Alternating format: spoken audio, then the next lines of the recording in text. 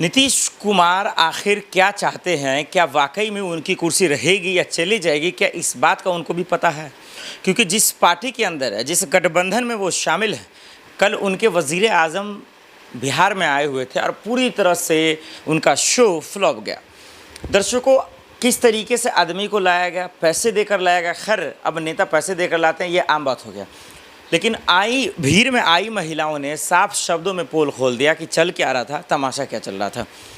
यानी कि जिस तरीके से अमित शाह जी बिहार आ रहे हैं, मोदी जी बिहार आ रहे हैं, इससे कहीं ना कहीं नीतीश कुमार को जो है दिक्कत का सामना इसलिए करना पड़ रहा है क्योंकि उनसे बीजेपी का जो है प्रचार ज़्यादा हो रहा है, ना कि जेडीयू का। अब ये बात हम क्यों स्पष्ट कर रहे हैं? ये बात स्पष्ट इसलिए हो रहा है दर्शकों, क्योंकि बिहार में लोग नीतीश कुमार से जानते हैं, उनको वोट करते हैं, बीजेपी को नहीं। ये बात आप जान लीजिए, ये बात आप समझ लीजिए। जेडीयू को वोट करते हैं, ना कि बीजेपी को। अगर बीजेपी को होता तो बीजेपी अपने दम पर सरकार बना लेती, अपने दम पर जीतती, ये हम जानते हैं। हाँ, इसमें कोई शक नहीं, पिछले बार के विधानसभा चुनाव में भी यही दिक्कतें हुई थी, नीतीश कुमार वहीं फंस गए थे। और इस बार भी यही बात जनता कह रही है कि दरअसल नीतीश कुमार का अब वजूद रहा नहीं, वो ख़त्म हो चुके हैं। उनका पूरा पावर, उनका पूरा तंत्र, उनका पूरा प्लान बीजेपी हाईजैक कर चुकी है। तो क्या वाकई में मोदी जी या अमित शाह जी जो चुनाव प्रचार करने आ रहे हैं बिहार में, और जिस तरीके से कल का फ्लॉप शो रहा, लोग कह रहे हैं, बहरहाल इसका तो फ़ायदा होगा या नुकसान आने वाले वक्त में पता चलेगा। तो क्या नीतीश कुमार अपने प्लान पे काम नहीं कर पा रहे हैं? क्या इंडिया गठबंधन में रहकर उनके लिए मुश्किल हो रहा है? क्या चुनाव प्रचार में वो लहर नहीं दिख रहा है जो वो उम्मीद कर रहे हैं नीतीश कुमार? ये तमाम सवाल बुनियादी हैं जो समझने लायक है। लेकिन दिक्कत यहाँ पैदा हो रही है दर्शकों, जब वक्फ बोर्ड का मामला आया और बहुत सारे ऐसे मसले आए जहाँ पर नीतीश कुमार चुप थे, तो मुसलमानों का वोट कहीं ना कहीं उनको जो है परेशान करेगा।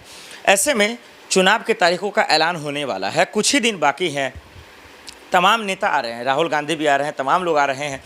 और ऐसे वक्त में एक पार्टी छोड़ दूसरे पार्टी में नेता जाने का काम भी कर रहे हैं।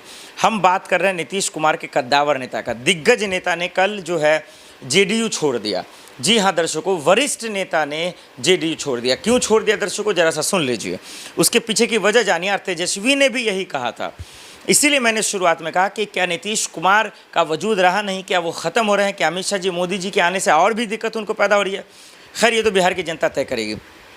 अभी आपने देखा कि एक से बढ़कर एक आयोग बनाए जा रहे हैं, जिसको तेजस्वी यादव ने साफ शब्दों में खुल्लम खुल्ला एनडीए सरकार के साथ साथ नीतीश कुमार पर हमला किया, चिराग पासवान पर, मोदी जी पर, तमाम लोगों पर, कि बिहार आते हैं लेकिन युवाओं का भला क्यों नहीं करते, गरीबों का भला क्यों नहीं करते, उनको परिवारवाद क्यों नहीं दिखता।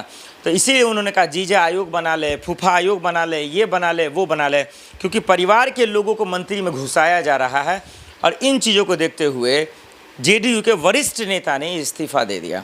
खैर, चुनाव के वक्त ये आम बात होता है, लेकिन किसी मसले को लेकर इस्तीफ़ा देना ये नीतीश कुमार के लिए चुनौती भरा होगा, उनके लिए एक चैलेंज भरा होगा और इसको समझना पड़ेगा।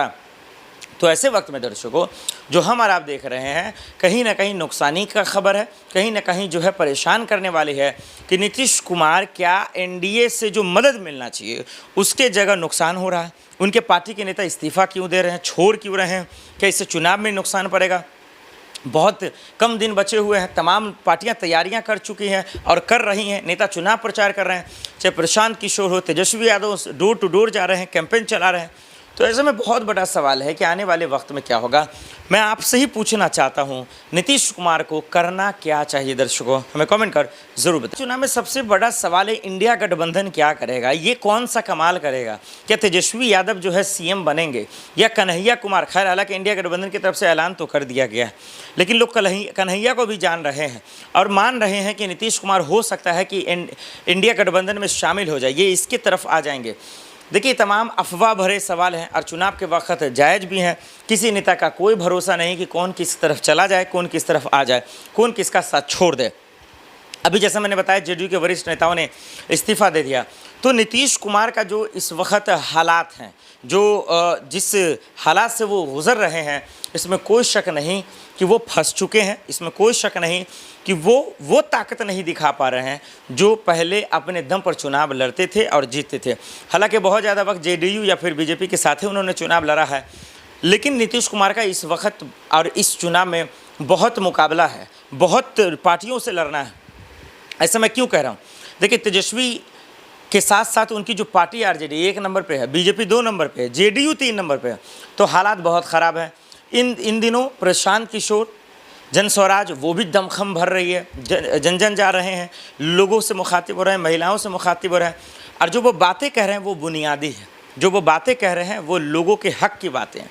वो बातें ये हैं कि भाई आपका बेटा, आपका बच्चा क्यों बिहार छोड़कर दूसरे प्रदेश में जाए? क्यों आखिर जो है इस चीज़ का शिकार हो? एक रोज़गार के लिए क्यों यहाँ बिहार को जो है पूर्ण राज्य का दर्जा नहीं दिया जा रहा? क्यों आखिर पलायन रुक नहीं रहा? क्यों यहाँ नौकरियाँ नहीं हैं? तो जो बेस को पकड़ा है प्रशांत किशोर ने, वो नींव को हिलाने वाला है। तो यही वजह है कि तमाम लोगों का कहना, प्रशांत किशोर भी हालांकि कह रहे थे कि अगर तेजस्वी को छोड़कर किसी और को बनाए तो हम खुद आ जाएंगे महागठबंधन में या फिर आरजेडी में कह लीजिए। तो नीतीश कुमार पे निगाहें हैं कि क्या बीजेपी के साथ वो रहेंगे, या जिस तरीके से उनके पार्टी के नेता साथ छोड़ रहे हैं क्या वो भी छोड़ देंगे? क्या जेडीयू के साथ चले आएंगे, माफ़ कीजिए आरजेडी के साथ चले आएंगे, लालू जी के साथ चले आएंगे? एक तरफ लालू अलग जो है ऐलान कर रहे हैं कि भाई कुछ भी हो जाए, कुछ भी हो जाए, ना हम झुकेंगे, ना डरे हैं, ना डरेंगे, हम जो है तेजस्वी को सीएम बना कर रहेंगे। तो ओवरऑल मिला के दर्शकों, बिहार का चुनाव बहुत इंटरेस्टिंग है, बहुत रोचक है, देखने लायक है, समझने लायक है। जनता वोट किस मुद्दे पर करेगी, किसको अपना भविष्य बनाएगी, किसको जो है बिहार की कुर्सी देगी, ये तमाम अहम सवाल है। इसलिए ग्राउंड रिपोर्ट को समझना, मूल मुद्दों को समझना, जनता के मन की बातों को समझना नेताओं के लिए कमाल रहेगा। वो तमाम चीज़ हम फॉरएवर न्यूज़ के माध्यम से आपको दिखाएंगे। साथ ही साथ ये दिखाएंगे कि नेता साथ क्यों छोड़ रहे हैं, नीतीश कुमार के हालात क्या चल रहे हैं, मोदी जी के आने से क्या बदल रहा है बिहार में, अमित शाह जी के आने से कल आया, हालांकि कल मोदी जी आए कुछ बदलाव तो हुआ नहीं। क्या मोदी जी का लहर बिहार में दिखेगा, या तेजस्वी लहर दिखेगा, या नीतीश कुमार कोई करिश्मा करेंगे? ये तमाम जो सवाल है लोगों के मन में चल रहा है, और ऐसे वक्त में ये अहम सवाल है कि बिहार की जनता का भला कौन करेगा, बिहार की जनता के लिए सोचेगा कौन? ये सवाल नहीं, ये मूल सवाल है जिस पर हम खुलकर बातचीत करना चाहते हैं नेताओं से, मंत्री से, कार्यकर्ताओं से, जो बिहार की जिम्मेदारी को संभालना चाहते हैं। क्योंकि बिहार के हालात हमारा आप जानते हैं कि क्या है, बिहार के बच्चे क्यों परेशान हैं, महिलाओं पे जुल्म क्यों हो रहा है, आए दिन गुंडागर्दी बढ़ रहे हैं। ये इस बात पे काम करने की ज़रूरत है। चोर उचक्के खुलेआम घूम रहे हैं, कोई किसी को पिस्टल मार दे रहा है, कोई किसी को खुलेआम गोली मार दे रहा है। तो कानून और प्रशासन का जो डर खौफ था वो पिछले 2 सालों में ख़त्म हुआ है। इस पर नीतीश को काम करने की ज़रूरत है। नीतीश कुमार क्या करेंगे, इस पर लोगों की निगाहें बनी हुई हैं। साथ रहेंगे एनडीए के या छोड़ देंगे? क्योंकि कहा जा रहा है एनडीए में फूट है। चिराग पासवान तमाम लोगों को लेकर सीएम चेहरा कौन होगा, फिर उधर अपने बेटे को लेकर भी जिक्र कर रहे हैं निशांत को। तो तमाम अहम सवाल है जो नीतीश कुमार, सम्राट, प्रशांत किशोर, तेजस्वी, लालू प्रसाद यादव, बिहार के तमाम जो जिम्मेदार अपने आप को मान रहे हैं कि हम जिम्मेदारी निभाएंगे, उनसे सवाल है कि बिहार का भविष्य कैसा होगा और जनता कैसा चाहती है, उसको लेकर वो सवाल करेंगे। लेकिन नीतीश क्या करेंगे, मोदी जी के आने से क्या दर्शकों बदलाव हुआ बिहार में? कमेंट कर जरूर बताइएगा।